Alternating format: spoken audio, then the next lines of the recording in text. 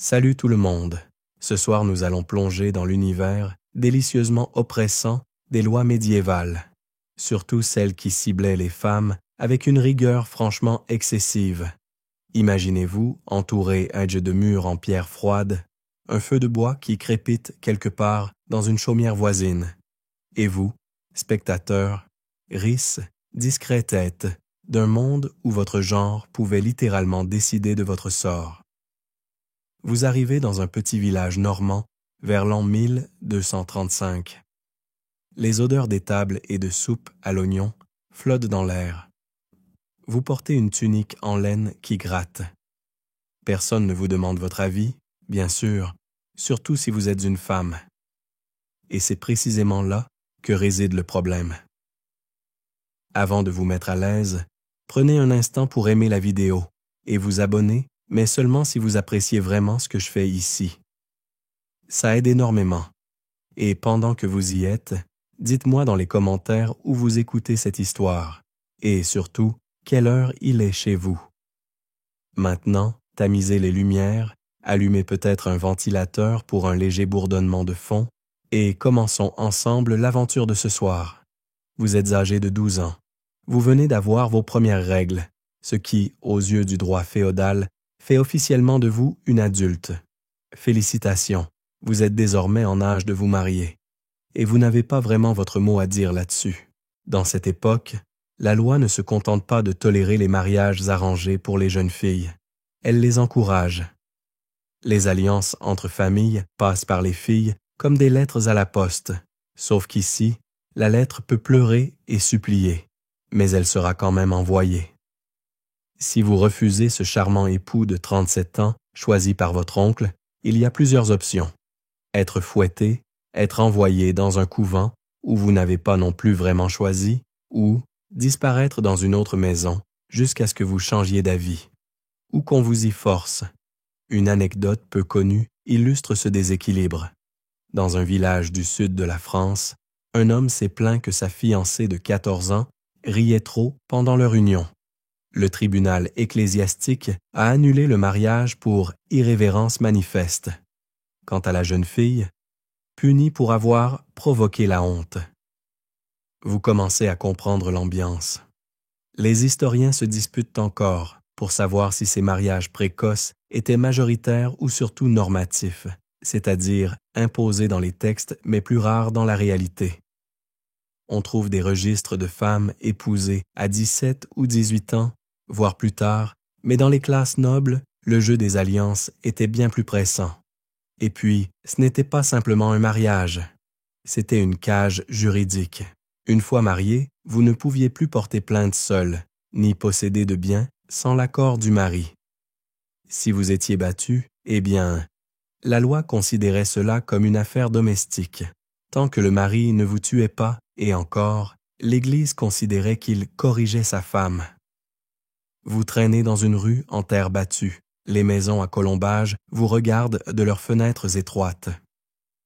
Devant une porte, une jeune fille se fait tresser les cheveux avec des rubans rouges, couleur de la fertilité. Elle n'a pas l'air triste. Elle a juste l'air de ne pas avoir d'autre option. Et dans tout ça, le poids de la virginité.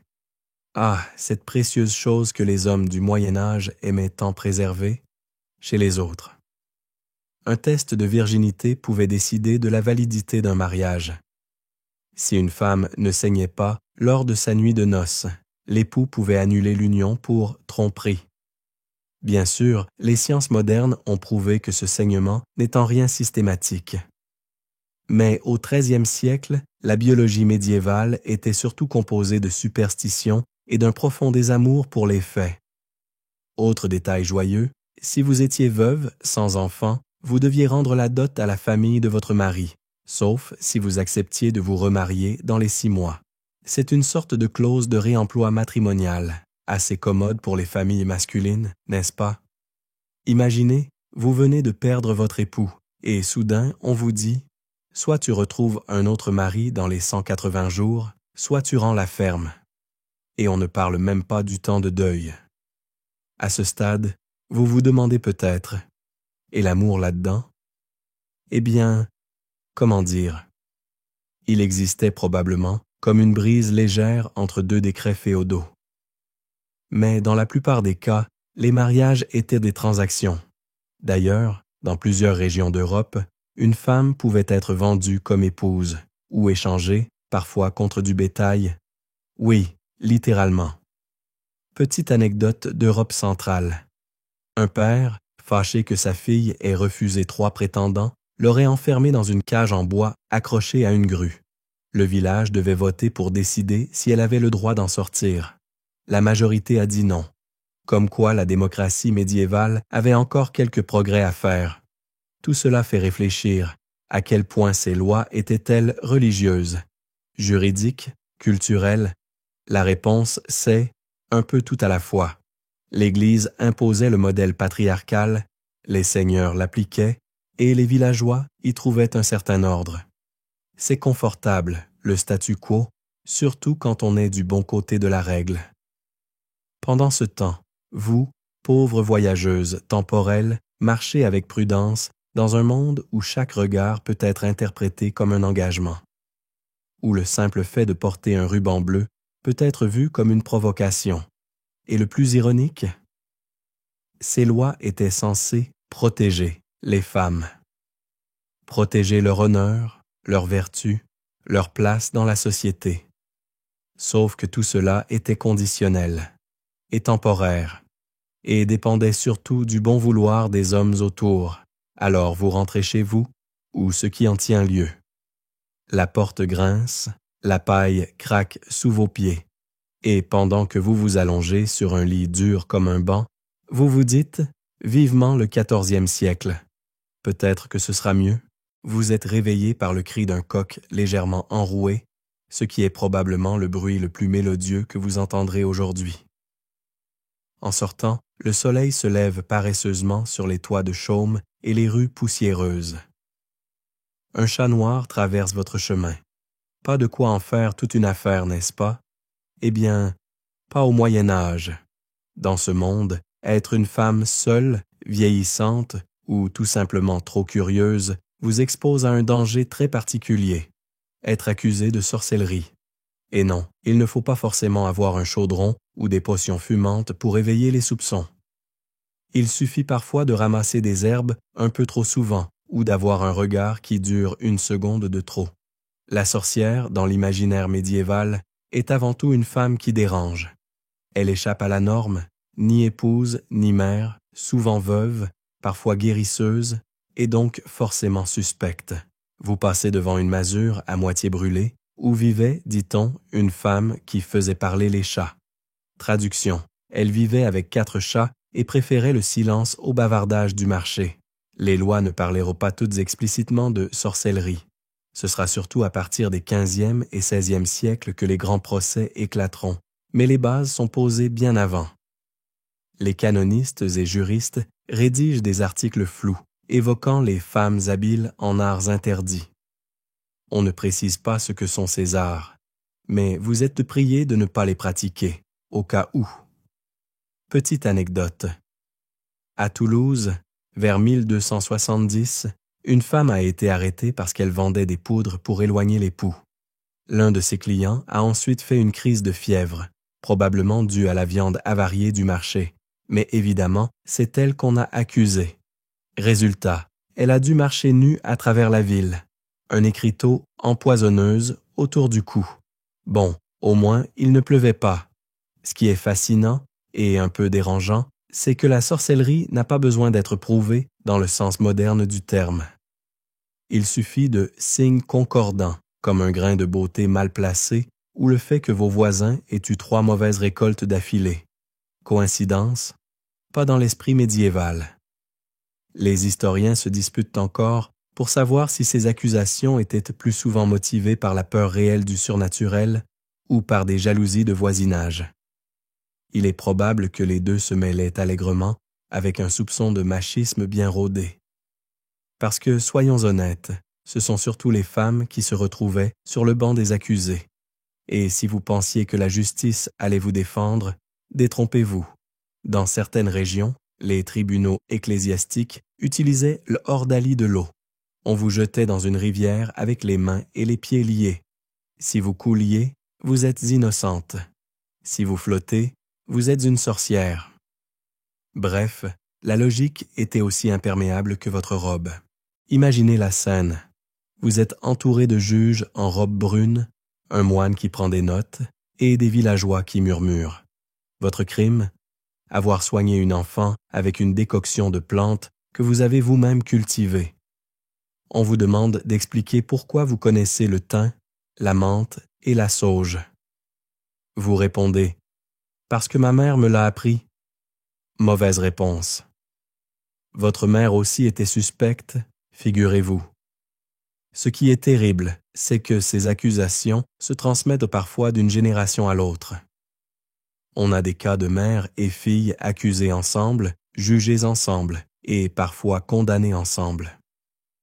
La solidarité familiale devient un piège juridique. Vous vous promenez dans un village de Bohême. L'air est lourd, humide, chargé de fumée. Une vieille femme porte un panier d'herbes. Elle évite tous les regards. Son mari est mort depuis 10 ans et depuis, elle vit seule. On murmure qu'elle connaît les lunes. On ne sait pas ce que cela signifie, mais ce n'est pas bon signe. Et il y a aussi le clergé, bien sûr. Une partie des moines et des prêtres considèrent que les femmes sont plus sensibles aux tentations du diable. Des traités du XIIIe siècle affirment que la faiblesse morale féminine est un terrain fertile pour la magie noire. Voilà, tout s'explique. Vous êtes né avec une prédisposition au pacte démoniaque. Pas de chance. Parfois, c'est le contraire. On vous accuse de magie blanche. Vous avez prédit qu'une femme allait accoucher d'une fille, et vous aviez raison. Preuve que vous communiquez avec des forces invisibles. Bref, vous êtes coincé entre superstition, ignorance et une bonne dose de misogynie. Mais rassurez-vous, tout n'est pas complètement perdu. Certaines communautés protègent leurs femmes soupçonnées de sorcellerie. On trouve même des cas où une guérisseuse devient si indispensable qu'elle reçoit la protection tacite du seigneur local. Comme quoi, même les lois les plus absurdes plient parfois devant l'utilité pratique. Vous terminez cette journée dans une pièce sombre, avec une chandelle qui tremble dans un coin. Vous avez appris à marcher doucement, à parler encore plus bas et, surtout, à ne jamais regarder les hommes dans les yeux. On ne sait jamais, il pourrait y voir une étincelle de malice. Vous vous faufilez dans une petite place pavée où l'air sent le bois mouillé, la suie et la peur un peu rance. Autour de vous, des gens s'amassent sans bruit, formant un cercle lâche. Il ne s'agit pas d'un marché ni d'un mariage. Non, aujourd'hui, on va punir, et ce sera spectaculaire. Enfin, selon les standards médiévaux, bien entendu, au centre, une femme. On l'attache doucement, presque avec délicatesse, à un gros fauteuil en bois monté sur roue. Ce n'est pas un trône, c'est un dunking stool, une chaise d'estrade destinée à être plongée dans une rivière, en aller-retour comme un linge sale. Son crime? Avoir parlé un peu trop fort à son voisin. Et être veuve, bien sûr, car l'un va rarement sans l'autre. Les punitions médiévales étaient particulièrement inventives quand il s'agissait de cibler les femmes. Pas besoin d'épée ou de cheval pour ça. Il suffisait d'un instrument de contrôle social déguisé en spectacle de village. Vous restez dans l'ombre, observant les regards satisfaits, les bras croisés, les enfants assis sur des tonneaux. La punition devient un événement communal, avec place de choix pour ceux qui arrivent tôt. Et cette fameuse Bridal de Mégère, ou Scold's Bridal, vous la découvrez dans toute sa sinistre absurdité. Un casque en métal, parfois orné de clochettes, que l'on enfonçait sur la tête d'une femme jugée trop bavarde ou trop critique. Le dispositif comprenait une pièce métallique que l'on glissait dans la bouche, afin de l'empêcher de parler. Oui, vous avez bien compris. Punir les mots par le silence, mécanique. Petite anecdote du nord de l'Angleterre. Une femme fut condamnée à porter cette bridle pendant 12 heures pour avoir accusé son voisin d'avoir volé ses oies. Verdict du juge, un ton inutilement acerbe et des manières masculines. Il fallait être douce, polie et, surtout, pas exacte. Les historiens se disputent encore pour savoir si ces punitions étaient réellement fréquentes ou surtout dissuasives. Les archives suggèrent qu'on en usait surtout dans les zones rurales et les petites villes, là où le contrôle social était plus pesant qu'un décret royal. Et ce n'était pas que des instruments. Les peines corporelles étaient genrées dans leur intention. Par exemple, une femme adultère pouvait être tondue, habillée d'un sac en toile et exhibée sur la place publique avec une corde autour du cou. Une humiliation ciblée sur l'apparence et la décence, deux concepts que la loi croyait devoir redresser à coups de corde. Vous passez devant un gibet où personne n'est pendu aujourd'hui. Petite victoire, mais juste à côté, une pancarte annonce les peines à venir. On lit « Punition publique pour offense verbale ». Une sorte de service client médiéval avec mise en scène. Et ne parlons pas des peines liées à la maternité. Si vous êtes accusé de négligence ou simplement de comportement inadapté à votre rôle de mère, vous risquez l'assignation à résidence forcée, c'est-à-dire rester enfermé chez vous, avec vos enfants, sans aucune aide. Ironique quand on pense que c'est précisément ce qui a conduit certaines femmes à mal se comporter selon les critères du temps. Un cas célèbre à Bruges, au XIVe siècle, mentionne une femme qui refusait d'allaiter son 5e enfant. Le tribunal la condamna à porter un tablier ensanglanté pendant 1 mois, en marchant chaque jour autour du cloître local. Punition symbolique, bien sûr, mais tout le monde comprenait le message. Vous remarquez que ces châtiments n'ont rien de mortel, en théorie, et c'est bien là le génie pervers de la justice médiévale envers les femmes. Elle ne les tuait pas, elle les brisait, socialement. Elle s'invitait dans le quotidien, dans les gestes, dans les regards. Elle réduisait les femmes à un rôle de figurantes dans leur propre histoire. Et si vous êtes de la noblesse, vous ne vous en sortez pas pour autant. Oh non, vous êtes juste puni autrement, confiné dans une aile du château, privé d'accès à votre correspondance, interdite de toute réception, puni par l'ennui, par l'oubli, par l'isolement. Vous visitez mentalement un manoir aux rideaux lourds. Une jeune noble y vit recluse depuis 6 mois pour avoir souillé le nom de sa maison. Comment? Elle a dansé avec le mauvais cousin. Rien de plus. Et pourtant, son quotidien est désormais rythmé par les heures d'ennui et le bruit des sabots dans la cour qu'elle n'a plus le droit de traverser. Les outils de punition, vous le constatez, ne sont pas que de bois et de fer. Ils sont aussi faits de silence, de honte et de 1000 regards qui détournent les yeux juste assez longtemps pour dire « Tu l'as bien mérité ». Vous continuez votre promenade dans ce Moyen-Âge saturé de règles implicites, où la loi est une marionnette aux mains des hommes, mais une marionnette bien armée. Et pendant ce temps, la chaise de punition est remontée à la surface. La femme tousse, trempée, humiliée, mais vivante. Le public se disperse lentement. Demain, on parlera d'autre chose. Elle portera ça toute sa vie. Le jour décline, alors que vous approchez d'un château perché sur une colline. Le vent soulève votre capuche et agite les bannières suspendues au créneau.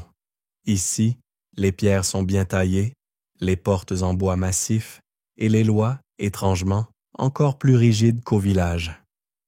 Vous entrez dans un monde où la richesse ne protège pas toujours, surtout pas quand vous êtes une femme et qu'il est question d'héritage. À l'intérieur, le grand hall est orné de tapisseries et de coffres sculptés. Tout respire l'opulence. Mais derrière cette façade, une injustice silencieuse règne. Les filles nobles, même éduquées, même aimées, sont rarement considérées comme des héritières légitimes. Du moins, pas quand un neveu vaguement vivant peut être retrouvé, même à l'autre bout du duché. Vous écoutez distraitement une conversation entre 2 frères. Leur sœur aînée vient de mourir, laissant derrière elle une seule fille. L'aîné demande « Elle gardera la seigneurie, n'est-ce pas ?» L'autre éclate de rire. Une fille, elle épousera et l'homme prendra tout. Voilà, résumé en une réplique. patrilinéarité renforcée par la loi. Dans bien des régions d'Europe médiévale, les coutumes féodales imposaient la transmission des terres et titres par la lignée masculine uniquement. Et même lorsque le droit romain, plus nuancé, était en vigueur, la pratique faisait souvent pencher la balance en faveur des hommes. Une fille pouvait hériter, en théorie, mais la réalité, elle, penchait du côté des fils, des cousins, voire des oncles lointains. Petite anecdote du comté de Flandre. Une femme noble avait réussi à faire reconnaître ses droits sur un domaine vaste et riche. 2 ans plus tard, son mari la déclara mentalement instable. Verdict du tribunal. Le domaine revient à la famille du mari. La noblesse patriarcale, c'est comme un jeu d'échecs truqué. La reine a du pouvoir, mais uniquement tant qu'elle ne bouge pas. Les historiens se disputent encore pour savoir dans quelle mesure les femmes nobles ont pu réellement exercer leur autorité foncière. On retrouve des traces de gestion, d'actes notariés signés par des comtesses, des lettres administratives par des châtelaines, mais presque toujours dans l'absence d'un homme ou comme régente temporaire. Ce sont des exceptions notables, justement parce qu'elles sont rares. Vous avancez dans la galerie du château.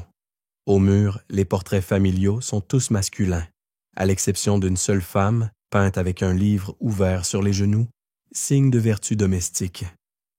Elle ne regarde pas le spectateur. Elle regarde ses mains. Peut-être se demande-t-elle ce qu'elle aurait pu diriger, construire, gouverner, si elle n'avait pas été née fille. L'héritage, ce n'est pas seulement des terres, c'est aussi la mémoire, les titres, les objets, les responsabilités. Une femme noble pouvait parfois se retrouver dépositaire d'un patrimoine immense et n'avoir aucun droit légal de le revendiquer, sauf en se mariant. Encore et toujours, l'époux devient l'interface obligatoire entre la femme et la loi. Et si vous n'aviez pas de frère? Peut-être espériez-vous alors que vos droits seraient reconnus. Mais non. On convoquait un cousin par alliance, un jeune garçon élevé ailleurs, voire un ordre chevaleresque. Tout sauf reconnaître une femme comme légitime propriétaire. Il y a même eu des cas où les filles étaient purement et simplement effacées des testaments. Une noble d'Aragon, en 1347, reçut en héritage sa coiffe de baptême. Son frère cadet, lui, hérita du domaine, des revenus et des serfs. Une façon élégante de dire « merci d'avoir existé », mais inutile d'insister. Vous arrivez dans la bibliothèque du château, un endroit paisible avec des livres soigneusement rangés. Vous y trouvez les journaux d'une dame qui, en l'absence de mari, gérait les affaires du domaine depuis 15 ans. À sa mort, les terres furent confisquées. Le roi estima qu'aucun acte signé par elle n'avait de valeur juridique. Trop de lettres féminines, sans doute. Et le plus ironique dans tout ça, on attendait souvent des femmes nobles qu'elles soient lettrées, raffinées et capables de gérer une maison. Mais dès que leurs compétences menaçaient de devenir pouvoir, la loi leur rappelait leur place. C'est un peu comme confier les clés d'une calèche, mais attacher le cheval à un arbre. Vous sortez sur le balcon. La vue est magnifique, large, majestueuse. Ce paysage aurait pu vous appartenir. Ce champ, ce moulin, ce bois, tout ça pourrait porter votre nom. Mais sur les registres, ce sera celui d'un homme, même si vous avez planté les arbres, même si vous avez négocié la location du moulin, même si vous êtes la seule à savoir où s'écoule la source qui alimente le château. Tout cela vous donne un curieux sentiment d'injustice feutrée, comme un plafond bas qu'on ne voit pas toujours, mais qu'on se prend en pleine tête dès qu'on essaie de se lever. Alors vous rentrez dans vos appartements, où une gouvernante plie des robes, en silence. Elle aussi, elle sait, et elle se tait parce qu'il n'y a pas de clause d'héritage pour la colère. L'odeur de cire froide et d'encens moisi vous accueille dès que vous franchissez le seuil du monastère. Il fait sombre, humide, et chaque pas que vous faites sur les dalles provoque un écho. Vous êtes ici pour visiter un lieu de prière, bien sûr, mais aussi un espace hautement réglementé, surtout pour les femmes. Surtout, si elles tombent enceintes. Vous marchez dans un couloir où des fresques effacées montrent des scènes de pureté, d'anges, de lys. Mais la réalité, elle, sent plutôt la soupe d'orge et la peur. Car ici, une grossesse est un désastre, pas un événement heureux. Et la loi, loin d'ignorer la situation, se précipite pour la punir. Si vous êtes une nonne, la grossesse est une transgression maximale. Non seulement vous avez rompu vos vœux de chasteté, mais vous portez en vous la preuve, bien visible, de votre faute. Et la loi canonique, pas franchement tendre, prévoit toute une panoplie de peines. Cloître forcé, pénitence publique, voire excommunication. Mais même hors du couvent, l'ombre de la loi plane sur votre utérus.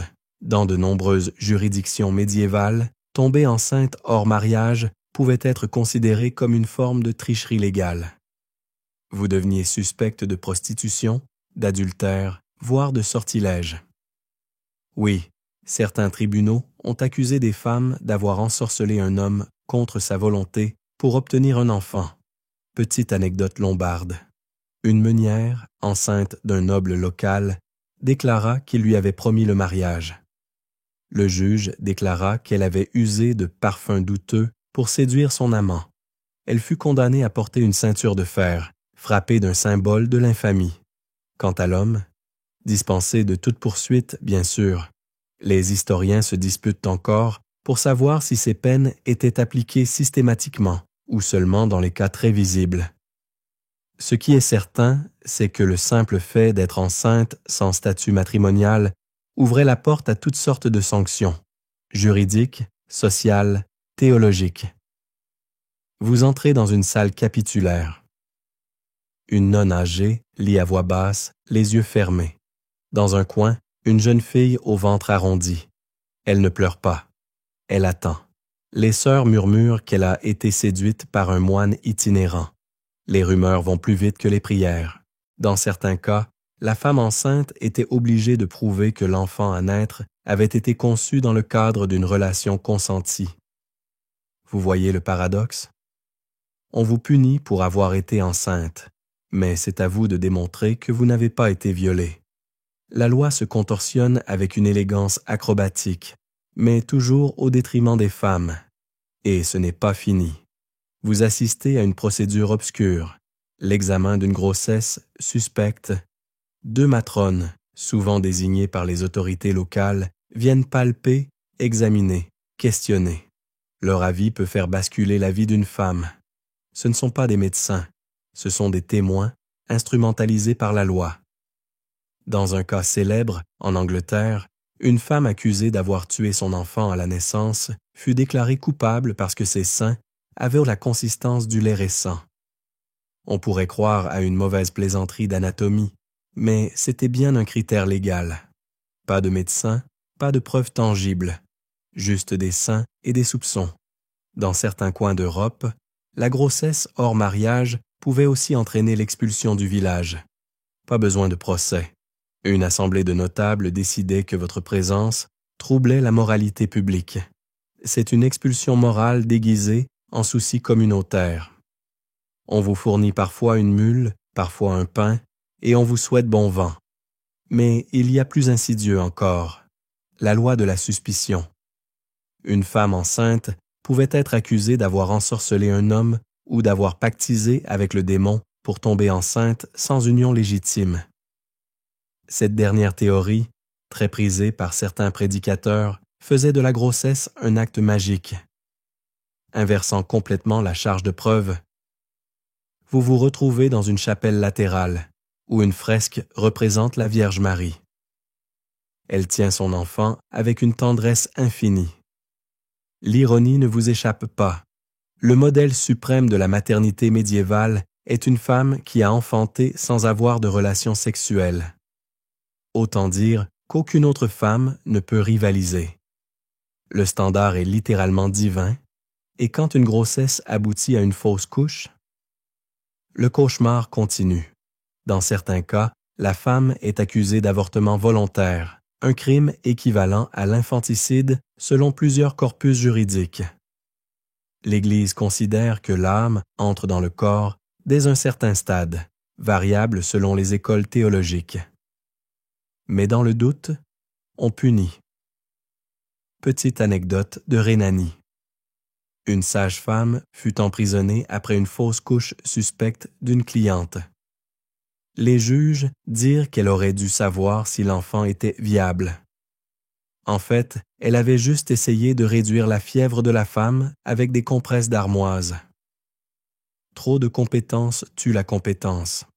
Alors vous repartez dans la pénombre en croisant des regards fermés, des regards qui vous scannent, vous soupèsent, vous jugent. Ici, votre ventre est un livre ouvert que la loi feuillette à sa guise. Et dans cette bibliothèque de chair, il n'y a que peu de place pour les annotations personnelles. Le jour suivant, vous vous retrouvez dans une ruelle étroite et vivante, bourdonnante de cris, de clochettes de mules et d'odeurs de pain chaud mêlées à celles plus terreuses des animaux. Vous êtes au cœur d'un marché médiéval, un endroit où tout s'échange, du sel, du tissu, des nouvelles, des regards. Mais certaines choses, curieusement, ne s'échangent pas, comme la reconnaissance du travail des femmes.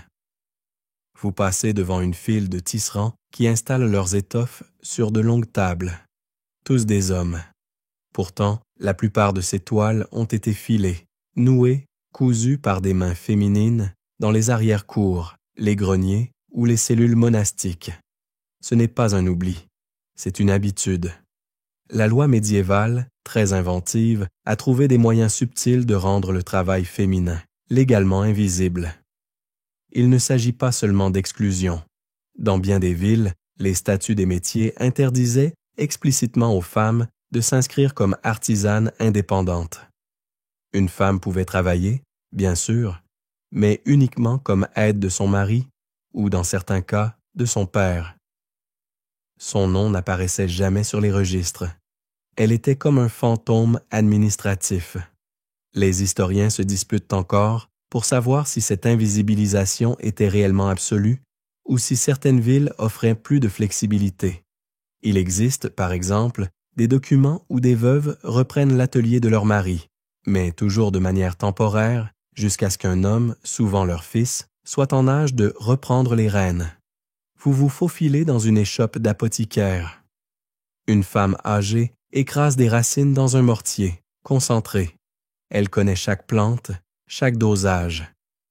Pourtant, c'est son petit-fils, encore adolescent, qui parle aux clients. C'est lui, légalement, qui tient la boutique. Elle aide. C'est le mot magique. Petite anecdote de Bruges. Une femme brasseuse, célèbre dans son quartier pour la qualité de sa cervoise, vit sa production confisquée pour défaut d'inscription à la guilde.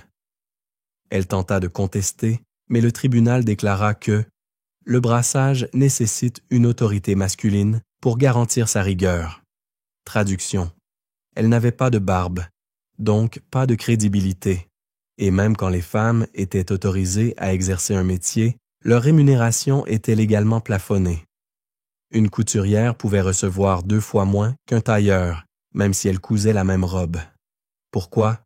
Parce que la loi considérait que le travail féminin était un complément familial et non une source de revenus autonome. Vous remarquez que ce raisonnement est terriblement pratique. Il permet à l'économie de bénéficier de milliers d'heures de travail, sans jamais les reconnaître. Et vous croisez des femmes portant de lourds paniers de laine, leur dos voûté, leur démarche rapide. Elles ne se plaignent pas, elles n'en ont pas le temps. Mais il y avait quelques exceptions, bien sûr. Certaines villes italiennes ou flamandes permettaient aux femmes d'ouvrir des tavernes ou des ateliers de broderie. Mais là encore, à condition d'avoir été mariée. Une femme célibataire avec une enseigne commerciale, cela suscitait des soupçons d'immoralité ou de sorcellerie. Ah, ce bon vieux combo. Un exemple fascinant. À Paris, au XIVe siècle, une femme du nom de Jeanne la Brodeuse avait bâti une petite entreprise florissante, travaillant pour la noblesse. Elle fut accusée de collusion avec les voleurs de soie du quartier latin, simplement parce qu'elle refusait de révéler son fournisseur. Elle fut bannie pendant 1 an. Son atelier, transmis à son cousin. Vous poursuivez votre balade dans les quartiers des teinturiers, des relieurs, des boulangers. Partout, des femmes s'affairent. Mais à l'entrée des guildes, seuls des noms masculins. Les femmes ne pouvaient même pas voter dans les décisions collectives, ni fixer les prix. Et si elle protesta i-en, cela prouvait qu'elle n'avait pas l'esprit de métier. Cercle vicieux, enroulé comme une pelote de fil qu'on vous confisque avant de l'avoir déroulé. Il y avait même des lois interdisant aux femmes de travailler certaines heures, ou dans certains lieux, pour préserver la moralité urbaine. Traduction. Vous pouviez être couturière, mais pas dans une ruelle passante. Vous pouviez vendre des légumes, mais pas avant l'aube. Et surtout, pas dans l'ombre d'un clocher. On ne plaisante pas avec le symbolisme religieux. Et pourtant, ce sont ces femmes qui nourrissent les villes. Ce sont elles qui tissent, cuisinent, nettoient, cousent, pensent, tressent, préparent, rangent, organisent. Mais la loi ne les voit pas. Ou plutôt, elle choisit de ne les voir qu'à travers le prisme du foyer. Vous arrivez devant une affiche décrépite, accrochée à une poutre. Elle annonce la création d'un nouveau marché. En tout petit, il est indiqué que les femmes pourront y assister à condition d'être accompagnées d'un homme majeur responsable. Même le mot « assister » est choisi avec soin. Participer? Trop ambitieux. Et alors que le soleil décline derrière les toits de tuiles, vous vous asseyez sur un banc de pierre, épuisé, non pas par la marche, mais par cette accumulation silencieuse d'interdictions. Elles ne crient pas, elles n'enchaînent pas, mais elles entourent. Et ce soir, vous vous demandez, combien de mains invisibles ont bâti cette ville, sans jamais écrire leur nom? Vous quittez les allées bruyantes du marché pour pénétrer dans une rue plus étroite, pavée de pierres inégales et bordée de maisons à encorbellement. L'air est plus lourd ici, comme si les murs eux-mêmes retenaient leur souffle. Vous arrivez devant un bâtiment aux fenêtres étroites, fermé par une lourde porte cloutée, la maison de justice. Une de ces salles où les mots, quand ils viennent de la bouche d'une femme, pèsent souvent bien moins que ceux d'un homme. C'est ici que sont jugés les cas de rapt, de séduction et parfois de viol. Vous entrez et immédiatement, l'atmosphère se fait plus dense. L'odeur de cire brûlée, les bancs râpeux, les voix graves, et vous, là-dedans, spectatrice d'un théâtre juridique dont le script est presque toujours écrit à l'avance. Une femme, jeune, est debout devant le juge. Elle accuse un homme d'avoir abusé d'elle près du lavoir, tard dans la nuit. Le juge l'écoute d'un air distrait, puis se penche pour murmurer quelque chose à l'assesseur à sa droite. Vous entendez à peine « Était-elle seule? Était-elle vêtue convenablement? » L'interrogatoire commence, mais il n'est pas dirigé vers l'homme. Non, c'est elle qu'on ausculte. Elle qu'on met à nu, symboliquement. Elle qu'on soupçonne. Dans le droit médiéval, le viol n'était pas un crime contre la personne, mais un crime contre l'honneur, celui de la famille, du mari ou du père. Une femme non mariée violée, on pouvait réparer l'offense par le mariage avec l'agresseur. Cela s'appelait la réhabilitation sociale. Charmant. Petite anecdote bourguignonne. Un homme de 25 ans viola une servante. Plutôt que de le punir, le tribunal proposa à la jeune femme de l'épouser. Elle refusa. On la bannit du village. Elle, pas lui.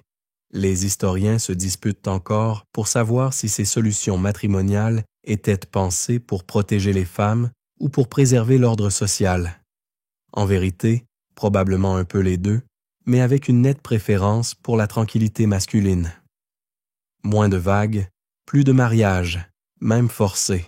Mais le pire, c'est que pour qu'un viol soit reconnu, il fallait souvent prouver que la femme avait résisté de toutes ses forces et qu'elle avait crié, littéralement. Le silence était considéré comme une forme d'assentiment. Vous comprenez l'absurdité? Crier, dans une forêt, à minuit, pendant qu'on vous maintient au sol. Et si personne ne vous a entendu? Eh bien, ce sera difficile à prouver. Et si vous êtes marié, les choses deviennent encore plus complexes.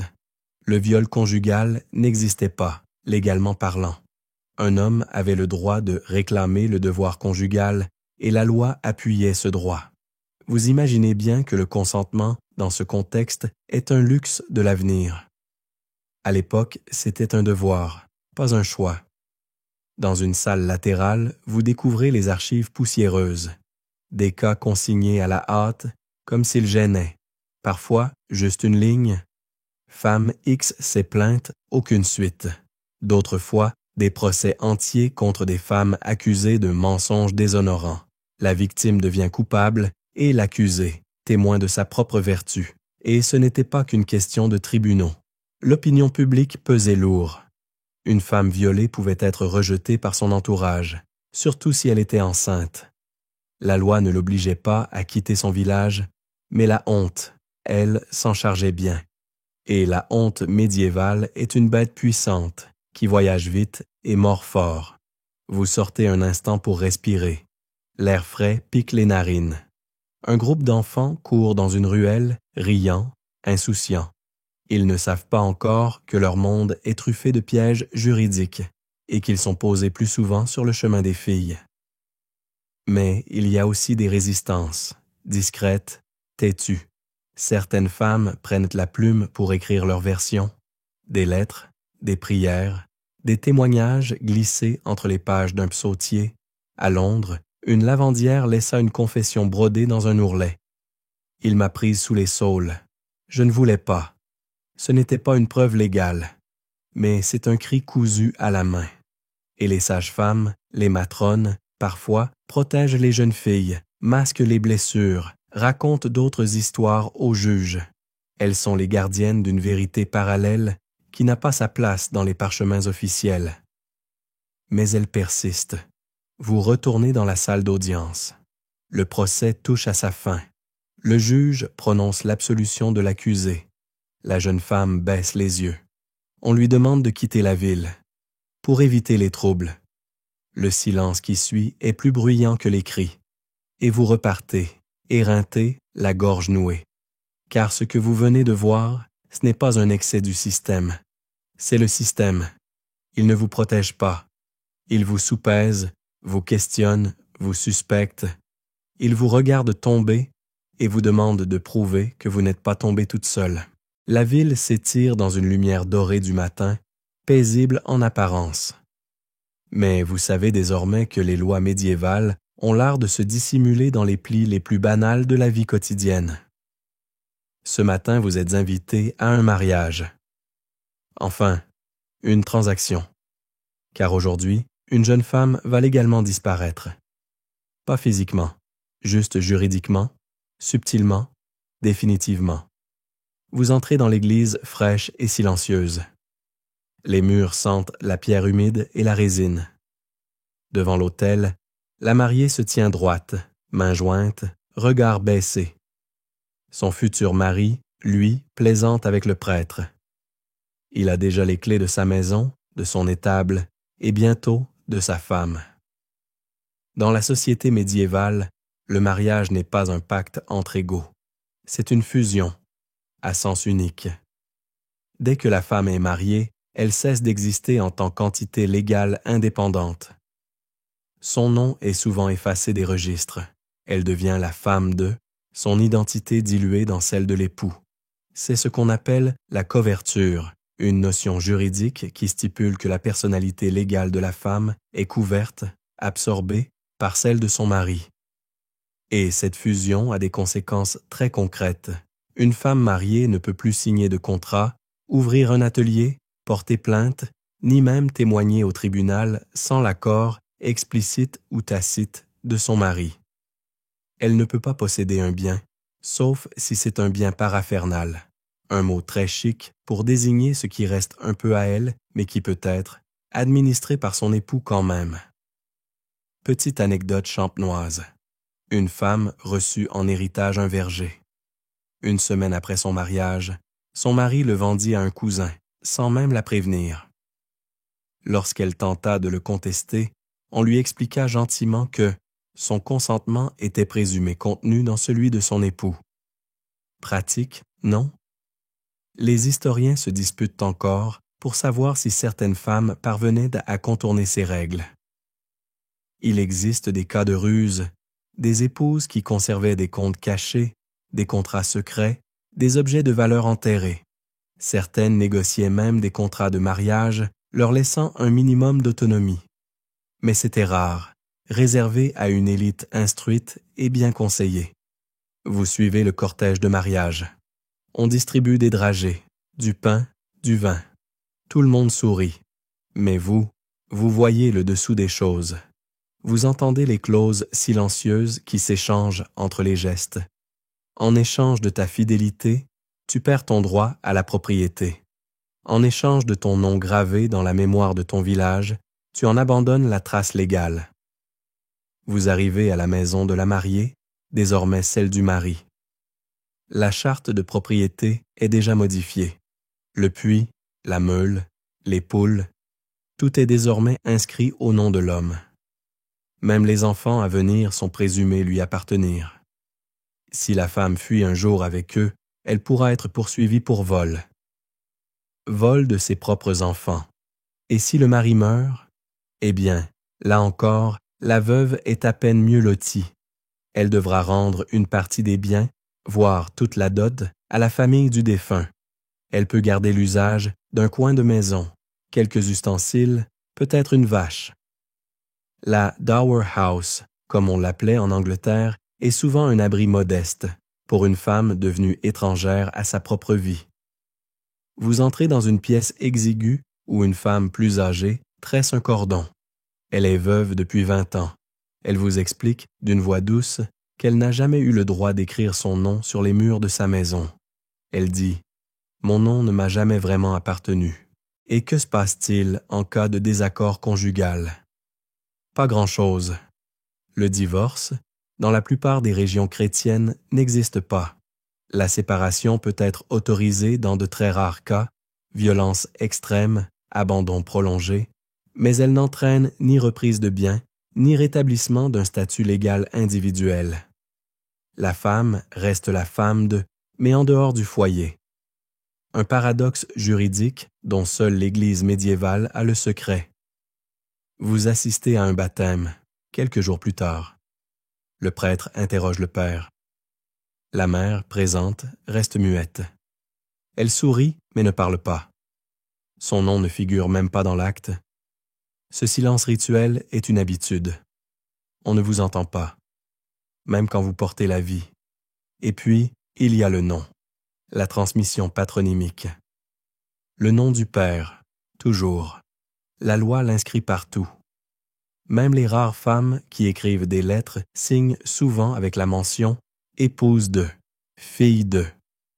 Leur propre nom, quand il est utilisé seul, semble presque incongru, comme un faux monnayeur dans une bourse d'écus.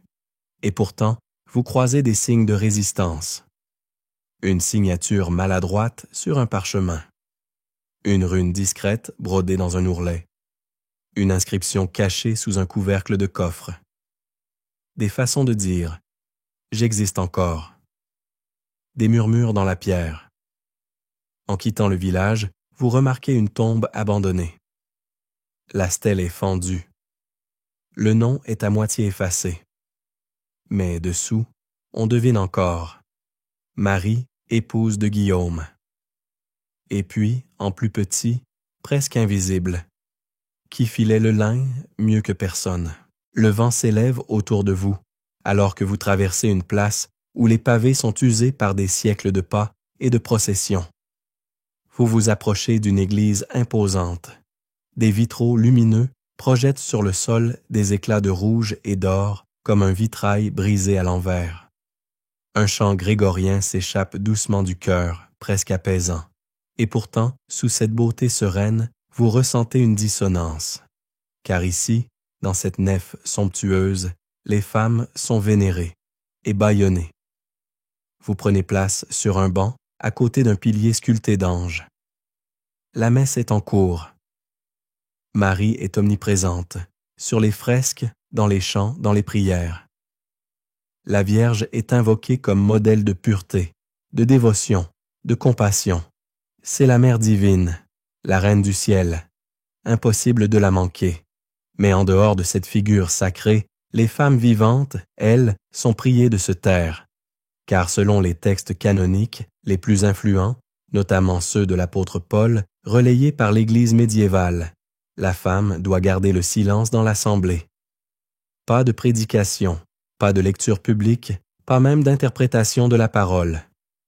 Vous êtes là pour écouter, et c'est tout. Petite anecdote du diocèse de Rouen. Une femme particulièrement pieuse fut exclue de sa communauté pour avoir organisé des lectures de psaumes avec d'autres femmes dans sa propre maison. L'évêque déclara que le zèle féminin, même pieux, peut mener à l'orgueil hérétique. Voilà qui refroidit les envies de réunions de prière entre copines. Les historiens se disputent encore sur le degré réel de participation féminine dans la vie religieuse locale. On sait que certaines femmes ont été abbesses puissantes, dirigeant des monastères et correspondant avec les papes. D'autres ont été mystiques célèbres, comme Hildegarde de Bingen. Mais ce sont là encore des exceptions brillantes dans une mer de silence imposé. Dans la paroisse ordinaire, les femmes ne peuvent occuper aucun rôle actif. Pas de messe, pas de confession entendue, pas de sermon. Elles peuvent prier, oui, mais pas guider. Et si elles osent parler trop fort de leurs visions ou de leurs intuitions religieuses, elles risquent rapidement de glisser du statut de sainte potentielle à celui de suspecte. Parce que entre l'extase divine et la possession démoniaque, la ligne est très très floue pour la justice ecclésiastique. Vous observez un groupe de femmes au fond de l'église, agenouillées. Leurs voiles gris se fondent dans la pierre. L'une d'elles marmonne un rosaire. Son fils a disparu dans une croisade lointaine. Elle prie. C'est tout ce qu'elle peut faire, car parler serait déplacé. S'organiser serait suspect. Et pourtant, cette église est remplie de leur présence. Elles cousent les ornements liturgiques, entretiennent les chapelles, préparent les repas du prêtre, chantent les cantiques, mais toujours en arrière-plan, toujours dans l'ombre d'un autel auquel elles n'ont pas accès. Vous vous souvenez de cette femme au marché, interdite de vendre ses tissus devant une église? Voilà pourquoi. Et cela va plus loin que l'interdiction de parler. Certaines lois interdisent aux femmes d'approcher certaines zones de l'église. Le chœur, réservé aux clercs. L'autel, sanctifié. Même les fonts baptismaux sont parfois interdits aux mains féminines. On préfère confier le bébé à un parrain plutôt qu'à une marraine. Parce que l'eau bénite, comme la loi, préfère les doigts masculins. Et ce n'est pas uniquement une question de sacré. C'est une structure symbolique. La femme, dans la rhétorique religieuse, est tour à tour Ève et Marie, tentatrice ou mère, chute ou salut, mais jamais guide, jamais pilier. On peut la prier, on peut la peindre, mais on ne l'écoute pas. Petite scène dans une sacristie. Une jeune novice veut composer un cantique. Elle le présente à son confesseur. Il le lit, lève un sourcil et dit « C'est charmant, mais l'écriture n'est pas ton domaine. » Fin de l'expérience. Le chant est oublié, la jeune fille rentre dans sa cellule et la musique reste enfermée dans sa tête. Et pourtant, parfois, la voix des femmes traverse malgré tout. Sous forme de prières chantées à voix basse, de manuscrits rédigés en secret, de lettres glissées entre les pages d'un missel. Certaines abbesses signent des bulles administratives. D'autres tiennent des registres, gèrent des propriétés, écrivent des traités de médecine spirituelle. Mais toujours sous la menace du soupçon, car toute femme qui parle trop devient une menace. Vous retournez vers l'entrée de l'église. Les statues de saints vous regardent de leurs orbites vides. L'une d'elles représente une femme, Sainte Catherine. Elle tient une roue brisée, symbole de son martyre. Une femme forte, instruite, résistante. Une figure d'autorité, canonisée, mais uniquement parce qu'elle est morte. Ironique. Et pendant que vous franchissez le seuil, la cloche sonne, une note grave, solennelle. Vous réalisez que dans cet édifice splendide, La femme est toujours entre deux rôles, idole ou pécheresse, icône ou sorcière, lumière ou tentation. Jamais juste. Personne. Jamais simplement croyante, jamais interlocutrice. Vous reprenez la route en silence. Le vent fait claquer votre manteau et vous vous demandez combien de femmes, au fil des siècles, ont prié pour être entendues, alors que la loi exigeait leur silence. Les rues que vous arpentez ce soir sont différentes, moins étroites, moins étouffantes. Le pavé, un peu plus régulier. Les façades, un soupçon plus large. Les odeurs, moins animales, plus boisées, presque modernes. Vous êtes dans une ville en transformation. Une cité du 15e siècle finissant, où quelque chose commence à frémir dans les marges. Ce n'est pas encore une révolution, mais c'est un murmure plus insistant que d'habitude. Celui des femmes qui, doucement, refusent de se taire. Dans une ruelle calme, une boulangère lit à la lumière d'une chandelle. Son livre est vieux, relié à la main, couvert de taches de farine. Elle n'a pas le droit de le posséder, mais elle le garde quand même. Il parle de plantes médicinales, de droits coutumiers, de sages-femmes. Un mélange étrange, comme elle. Et elle vous regarde avec un petit sourire. Elle sait que le monde n'a pas encore changé. Mais elle a décidé de l'apprendre, malgré tout. Les lois, elles, sont encore là, toujours dures, toujours écrites par d'autres. Mais dans leurs interstices, les femmes glissent des actes minuscules, tenaces. Une lettre envoyée à un évêque, une plainte déposée malgré l'avis du mari, une école clandestine dans l'arrière-cuisine, une signature au bas d'un contrat, discrète mais lisible. Vous entrez dans une librairie tenue par un veuf sans enfant. Il vous laisse consulter les rayons du fond. Vous découvrez un ouvrage copié par une main féminine. L'écriture est ronde, élégante, appliquée. Une annotation en marge attire votre regard. Je pense que cela peut aussi s'appliquer à nous. Le « nous », ici, résonne fort. Il parle de ces femmes qui commencent à penser en chœur, à s'écrire, à s'étudier. Petite anecdote du sud de l'Allemagne.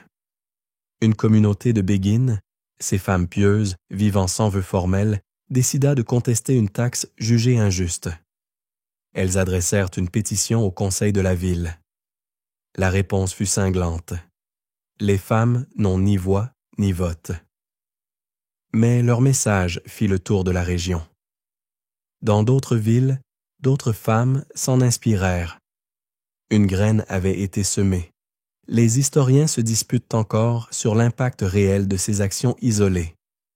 Certains y voient des cas marginaux, d'autres les premières fissures dans l'édifice patriarcal. Une chose est sûre, ces actes n'étaient pas anodins. Ils demandèrent du courage, de la ruse et souvent une solide dose de chance.